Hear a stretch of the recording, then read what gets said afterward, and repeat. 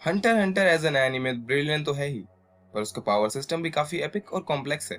इतना कॉम्प्लेक्स कि अगर आप एनिमे देख के खत्म भी कर देते हो, फिर भी कुछ ऐसी चीजें जरूर होंगी जो आपके सर के ऊपर से जाएंगी। इसलिए मैंने ये वीडियो बनाने का सोचा। और ये पावर सिस्टम इतना कॉम्प्लेक्स है कि इसको एक वीडियो में कवर कर पाना बहुत ज्यादा मुश्किल है, और अगर मैंने कर भी दिया तो ये वीडियो 30 मिनट से ऊपर की हो जाएगी और आपके साथ साथ मैं भी थक जाऊंगा। तो मैंने इस वीडियो सेगमेंट को 3 पार्ट्स में डिवाइड किया है। तो ये उसकी पहली वीडियो है। इस वीडियो में हम सारे के सारे बेसिक्स को क्लियर करेंगे। तो नैन को अंडरस्टैंड करने से पहले हमें ये समझना पड़ेगा कि आखिर नैन है क्या। जैसे हर ह्यूमन बीइंग और लिविंग क्रिएचर के अंदर लाइफ एनर्जी होती है जिसको कहा जाता है ऑरा, और जिस टेक्निक की मदद से हम उस ऑरा को अपने बेनिफिट के लिए कंट्रोल करते हैं उसे कहा जाता है Nen. So the first thing is, Nen एक टेक्निक है जिससे हम लाइफ एनर्जी को मैनिपुलेट कर सकते हैं। तो अब नैन को अचीव कैसे करें? वैसे तो लाइफ एनर्जी हर किसी के पास होती है, हर लिविंग ऑर्गेनिज्म या फिर हर ह्यूमन बीइंग के पास होती है, बट उन्हें पता नहीं होता कि उसको कंट्रोल कैसे करें और मैनिपुलेट कैसे करें। तो नैन को जनरली वही यूज कर सकते हैं जिन्होंने हंटर एग्जाम्स को क्लियर करा हो। एग्जाम्स के एंड तक नैन के एग्जिस्टेंस को टच तक नहीं किया जाता, यानी जब तक एग्जाम्स चल रहे हैं कंटेस्टेंट्स को नहीं मालूम कि नैन क्या है और उसे यूज कैसे करते हैं और नैन होता भी है कि नहीं। क्योंकि ये इसलिए किया जाता है ताकि अगर कोई फेल हो जाए या फिर किसी का पर्सनल मोटिव गलत हो तो बाहर जाके भसड़ा ना मचा दे। और तो भसड़ तो मची जाती है। और अगर एग्जाम्स को कोई पास कर ले तो उसके बाद एक सीक्रेट एग्जाम्स कंडक्ट किए जाते हैं फ्रॉम हंटर एसोसिएशन, और वहां से आपके पास एक नैन स्पेशलिस्ट आता है जो आपको नैन से रिलेटेड सारी इन्फॉर्मेशन प्रोवाइड करता है और उसको यूज कैसे करते हैं वो भी बताता है। एक ह्यूमन की बॉडी में काफी सारे ऑरा नोड्स होते हैं जहाँ से ऑरा रिलीज होती है, और एक नॉर्मल इंसान के ऑरा नोड्स जनरली बंद ही होते हैं। हाथ पर फिर भी थोड़ी बहुत ऑरा लीक होती है, और अगर कोई नैन को यूज करना चाहता है तो उसको पहले अपने सारे बॉडी के ऑरा नोड्स खोलने होंगे। इसके जनरली दो ही तरीके हैं। पहला तरीका काफी ज्यादा टाइम टेकिंग है। इसमें आप मेडिटेशन करते हो, इंटेंस ट्रेनिंग करते हो और एक्सपीरियंस से ऑरा नोड्स को ओपन करते हो और उसको कंट्रोल करना भी सीख जाते हो। पर वहीं दूसरा तरीका काफी ज्यादा डेंजरस है, जिसमें एक नैन यूजर अपनी बॉडी से ऑरा का एक फोर्स रिलीज करता है दूसरे इंसान की बॉडी में, जिससे फोर्सफुली ऑरा नोड्स को ओपन किया जाए, जिसको कहा जाता है इनिशिएशन। और अगर इनिशिएशन करने वाला कोई इनएक्सपीरियंस्ड है या फिर अगर हल्की फुल्की से भी गलती हुई तो इसके परिणाम में दूसरे इंसान की बॉडी पैरालाइज हो सकती है, बॉडी फ्रैक्चर्स हो सकते हैं और इवन सम केसेस डेथ भी हो सकती है। और अगर सारी चीजें नॉर्मल रही तो आपकी बॉडी के सारे ऑरा नोड्स ओपन हो जाते हैं एंड इवन योर आईज, जिससे आप अपना और दूसरों का ऑरा देख सकते हो। ऑरा एक व्हाइट स्टीम की तरह दिखता है जो आपकी बॉडी से बाहर निकल रहा होता है। अब यहाँ आते हैं 4 बेसिक प्रिंसिपल्स ऑफ नैन, जिसे कहते हैं टेन, रेन, ज़ेत्सु और हात्सु। तो सबसे पहले बात कर लेते हैं टेन की। टेन यूज किया जाता है ताकि वो एक यूजर की बॉडी से रिलीज हो रहे ऑरा को एक श्राउड की तरह उसकी पूरी बॉडी पर कवर कर ले, जिससे उसकी सारी लाइफ एनर्जी उसकी बॉडी से लीक ना हो जाए। क्योंकि अगर सारी लाइफ एनर्जी उसकी बॉडी से रिलीज हो जाएगी इससे यूजर की डेथ भी हो सकती है। इसीलिए यूज किया जाता है 10 ताकि आपकी ऑरा पूरी तरह बॉडी से लीक ना कर जाए, और आपको वो एक डिफेंस भी प्रोवाइड करता है जो कि आपको सामने वाले ओपोनेंट के नैन अटैक से बचाएगा, पर फिजिकल अटैक से बिल्कुल भी नहीं। और फिर आता है रैन। ये बिल्कुल चार्ज अप की तरह है। इसमें large amount of aura body से बाहर रिलीज किया जाता है, पर यूजिंग 10 वो सारा ऑरा यूजर की बॉडी को सराउंडेड ही रहता है, और इससे बॉडी मोर ड्यूरेबल बन जाती है और पावरफुल भी हो जाती है against Nain attacks.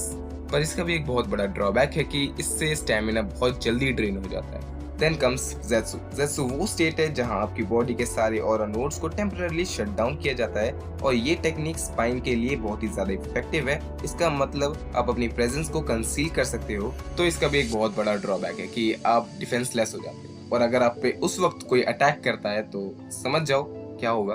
Finally here comes Hatsu. Hatsu एक यूनिक एबिलिटी है। बाय यूजिंग 10 आप अपना ऑरा अपनी बॉडी के सराउंडेड ही रखते हो। फिर आप यूज करते हो रैन ताकि आप उस ऑरा को चार्ज कर सको, और उस चार्ज किए हुए ऑरा को एक अटैक के रूप में फॉर्म करने के लिए यूज किया जाता है हात्सु। और हात्सु सबकी अपनी अपनी होती है, यानी डिफरेंट। तो ये एक सिग्नेचर मूव की तरह है जिसको आप टाइम टू टाइम खुद डेवलप करते हो, और आपका हात्सु किस टाइप का होगा वो डिपेंड करता है आपके ऑरा टाइप पर। तो अब ऑरा टाइप क्या होता है? ऑरा टाइप 6 डिफरेंट एबिलिटीज का सेट है जिसमें से आप कोई एक ही हो सकते हो, and for the ease it is more like your blood group, जो कि आपका बचपन से ही सेम होता है। तो यहाँ पे आपको 6 ऑरा टाइप मिल जाएंगे जो कि हैं enhancement, transmutation, manipulation, emission, conjuration and specialization. और अगर आपको जानना है कि आप किस ऑरा टाइप से बिलोंग करते हैं तो इसके 3 तरीके हैं। पहला, कि ओपोनेंट को देखो और समझ जाओ कि वो किस ऑरा टाइप से बिलोंग करता है, पर ये सिर्फ आपको फाइट्स में ही काम आएगा। तो आपको अपना जानना है तो उसके बाकी के 2 तरीके हैं। जैसे सेकंड तरीका है जो कि मोस्ट रिलायबल नहीं है, क्योंकि यहाँ पे ये हिसोका की थ्योरी है। ये कहता है कि हर ऑरा टाइप का स्वभाव अलग अलग होता है और ये मैं ज्यादा रिलायबल नहीं है, इसलिए इसको कोई यूज भी नहीं करता। जो तीसरा तरीका है वो मोस्ट रिलायबल है और सभी यूज करते हैं, जिसको कहा जाता है वाटर डेविएशन। और इसमें होता क्या है,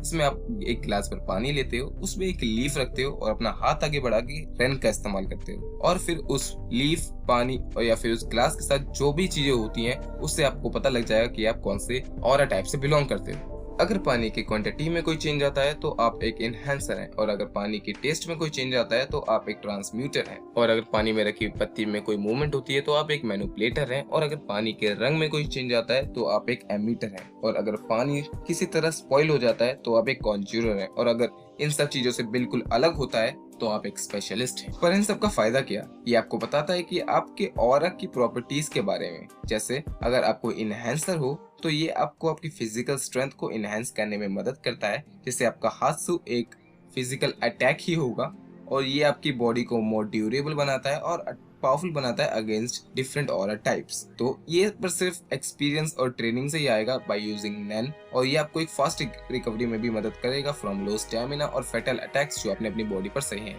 फिर आता है ट्रांसम्यूटर। एक ट्रांसम्यूटर अपनी ऑरा की प्रॉपर्टीज को चेंज करके दूसरे सब्सटेंस की प्रॉपर्टी को अडेप्ट करके कॉपी कर सकते हैं। याद रखना, कॉपी कर सकते हैं, उसे प्रोड्यूस नहीं कर सकते। और अगर वो चाहें तो किसी भी सब्सटेंस की प्रॉपर्टीज को अडेप्ट कर सकते हैं, जैसे fire, water, air, electricity and even dragon. और ये चाहे तो दो या दो से ज्यादा सब्सटेंस की प्रॉपर्टीज को कंबाइन करके अपना खुद का नया सब्सटेंस बना सकते हैं, जैसे हिसोका ने बनाया था अपना बंजी गम, जो कि मिक्सचर है रबर और च्युइंगम का। फिर आते हैं मैनिपुलेटर्स, जो कि ह्यूमन को और उनके एक्शंस को कंट्रोल कर सकते हैं।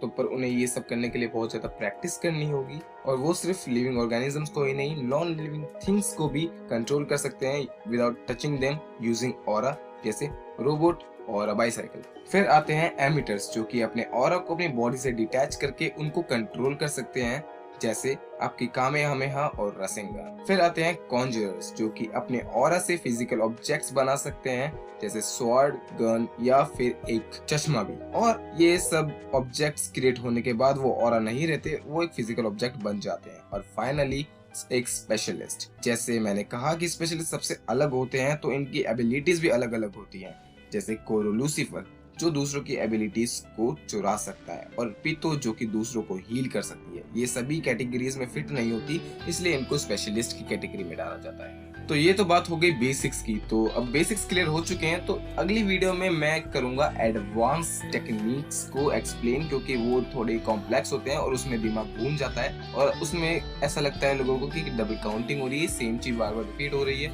तो वो आपको अगली वीडियो में पता चलेगा, और उसकी अगली वीडियो में आपको पता चलेगा सुपर एडवांस टेक्निक के बारे में। तो अगर ये वीडियो आपको पसंद आई हो तो लाइक कर देना और चैनल को सब्सक्राइब कर देना, और कमेंट करके बताना आपको वीडियो कैसी लगी। और अगर आपको और पावर सिस्टम के ऊपर एक्सप्लेनेशन वीडियो चाहिए तो मुझे कमेंट में बताओ, जैसे वन पीस का हो गया, नारुतो का चाकरा हो गया, और ड्रैगन बॉल ज़ी का की हो गया, मैं आपको वो सब एक्सप्लेन कर दूँगा। एंड यहाँ तक वीडियो देखने के लिए थैंक यू, और अब से अगली वीडियो में मिलूंगा, तब तक के लिए गुड बाय।